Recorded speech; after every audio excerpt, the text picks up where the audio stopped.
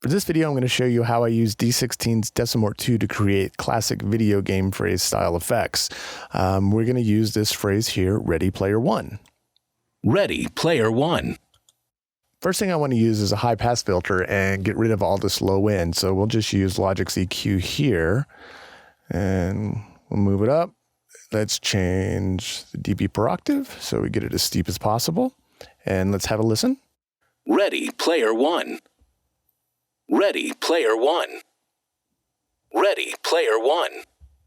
I'm also going to get rid of this high end up here. Don't really need that. Ready Player One. And, Ready Player One. And I'm going to boost the mid frequencies. Ready Player One. Ready Player One. Now I'm going to add in Decimort 2. Decimort 2 is a very aggressive bit crusher. It's got a lot of different parameters, a lot of different functionality. So this is what I use for processing video game sounds. Ready Player One. So we can just scan through some of the presets and see if it gets us close to what we're looking for. Ready Player One. Ready Player One. Ready Player One. Ready Player One. Ready Player One. Ready Player One. Okay, so let's start with this below the threshold. Now, the reason I like to start out with some of these presets is there's some very talented sound designers that come up with some really great sounding stuff. And I know everybody likes to sit there and say, oh, I program everything from scratch. That's fine, you can.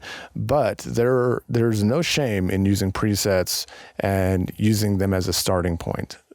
Ready Player One. Ready Player One. Ready Player One. Ready Player One. Ready Player One. That sounds quite nice. So let's lower the sample rate on this. And again, we want to try and get that old school arcade texture. Ready Player One.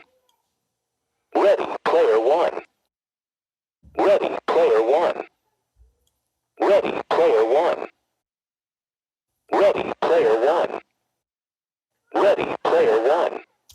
So just really lowered the sample rate and really lowered the bit depth, put on a bandpass filter on the Decimort as well. And that gets us really, really close to that old school arcade sound. Ready Player One. That's the original sound. Ready Player One. And it's that borderline where you can barely understand what it's saying, because I know as a kid in the 80s, I could almost never understand what some of the arcade games were saying, especially pole position. So this is how I create the lo-fi effects for video game sounds.